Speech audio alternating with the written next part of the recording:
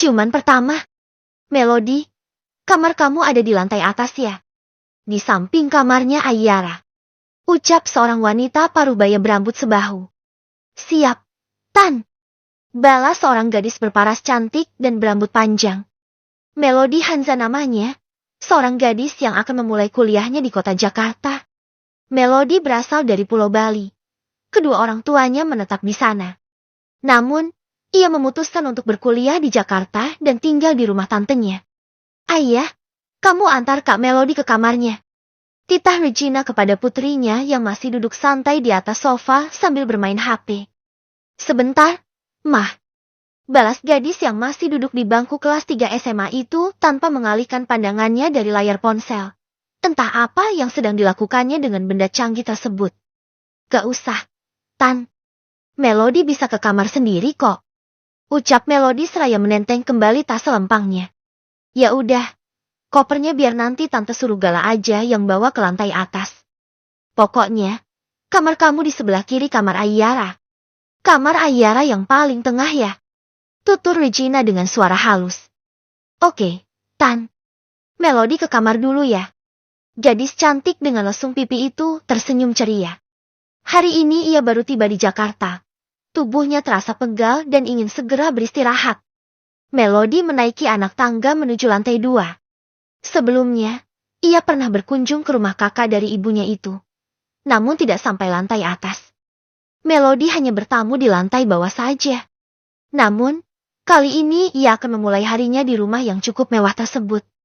Regina memiliki 2 orang anak, satu laki-laki yang bernama Galaxy Stefanus berusia 26 tahun dan berprofesi sebagai dokter. Yang satu lagi Ayara Putri Stefanus, gadis centil yang masih duduk di kelas 3 SMA. Di antara kedua anak tantenya itu, Melody hanya akrab dengan Ayara saja.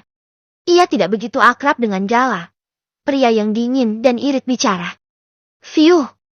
Melody membuang napas kasar setelah langkah kakinya tiba di lantai 2. Gadis itu menatap ke arah 3 pintu kamar di hadapannya yang tertutup rapat. Kamar ayah yang di tengah. Kamarku di sebelah kiri kamar ayah. Berarti yang ini. Melody menuju ke arah sebuah kamar yang ia anggap kiri. Sementara Regina saat memberitahu kamarnya sebelah kiri, wanita itu sedang menghadap ke arah Melody. Jetty, yang Melody anggap kiri saat ini, itu adalah sebelah kanan Regina.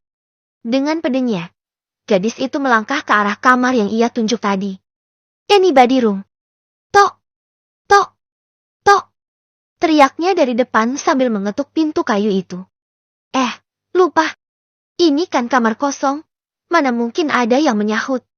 Gumamnya dengan tangan yang mulai memegang kenop pintu. Melody membuka pintu kamar itu dengan cepat. Bruk. Oh.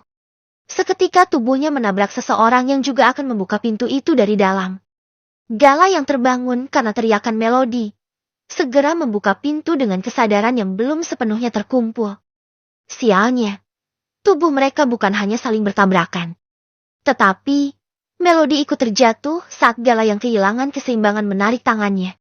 Kedua orang itu terjatuh di atas lantai dengan posisi Melody yang berada di atas tubuh kekar Gala.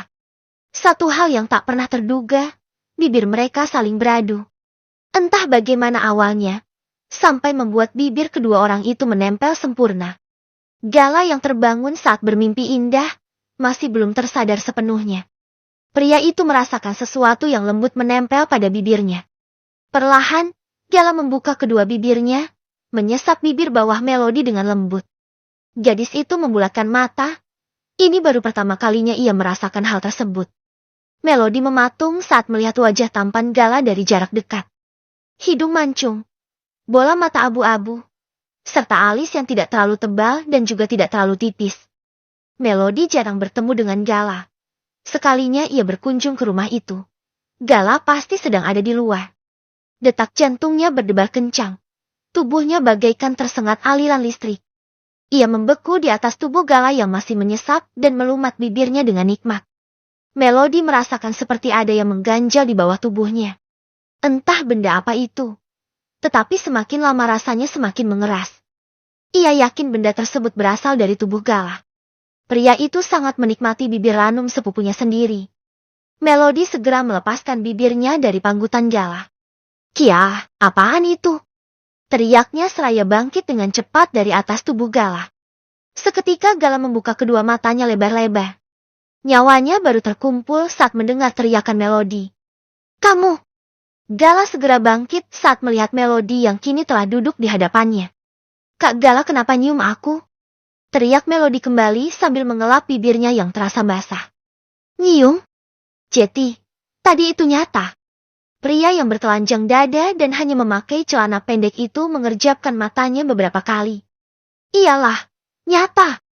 Kak Gala tadi nyium bibir aku dalam banget.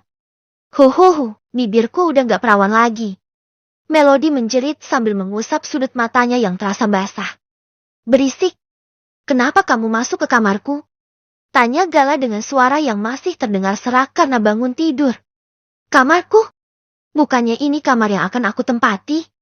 Melody menautkan kedua alisnya. Ini kamarku. Kamu salah kamar. Sudah, keluar sana. Usir Gala. What?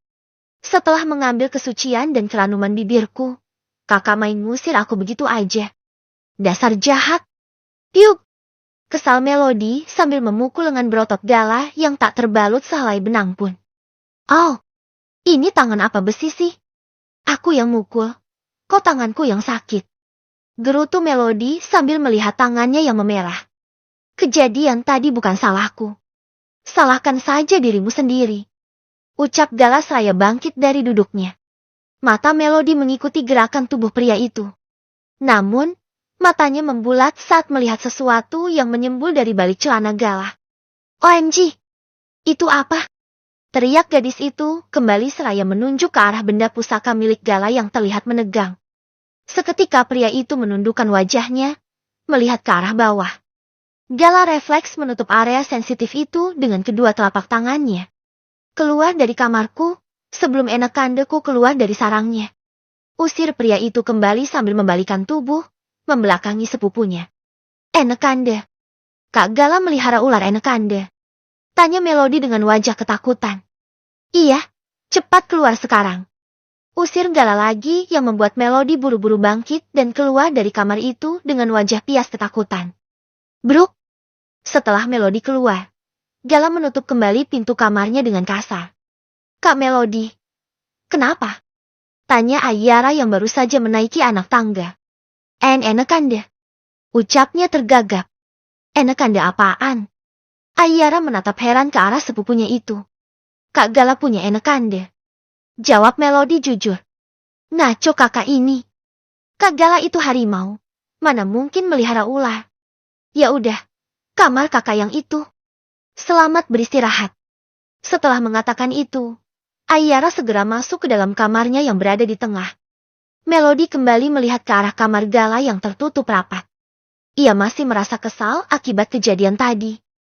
Bodohnya juga kenapa ia tidak menjauhkan diri saat Gala menyesal bibirnya. Kenapa ia malah seolah menikmati. Ternyata begitu rasanya berciuman. Gumam gadis yang masih mematung di tempat itu. Ais.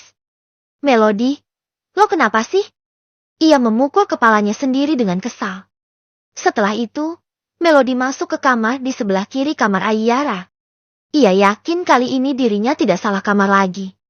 Besok ia akan mulai masuk kampus. Rasanya sudah tak sabar ingin berkuliah di kampus pilihannya sendiri. Padahal, kedua orang tuanya meminta Melody untuk berkuliah di Bali saja.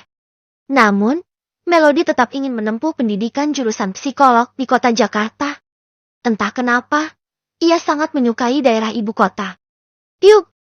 Gadis yang memiliki tinggi sekitar 160 cm dan bertubuh ideal itu menjatuhkan tubuhnya di atas kasur empuk berbalut spray berwarna merah muda.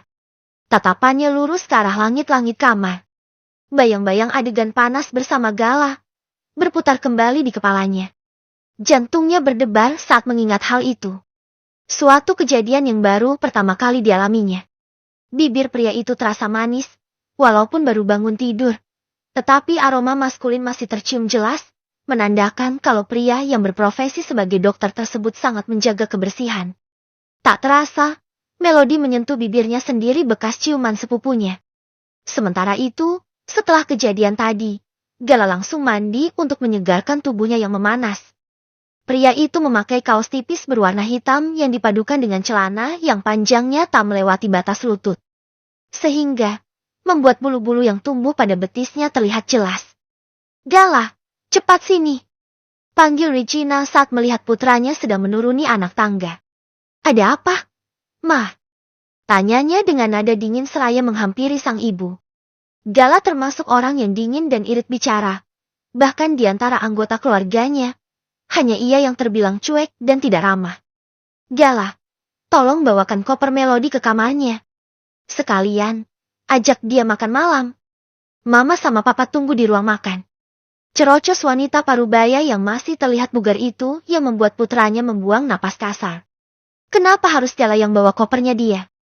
Pria itu menatap malas ke arah koper merah muda yang terletak di hadapan ibunya.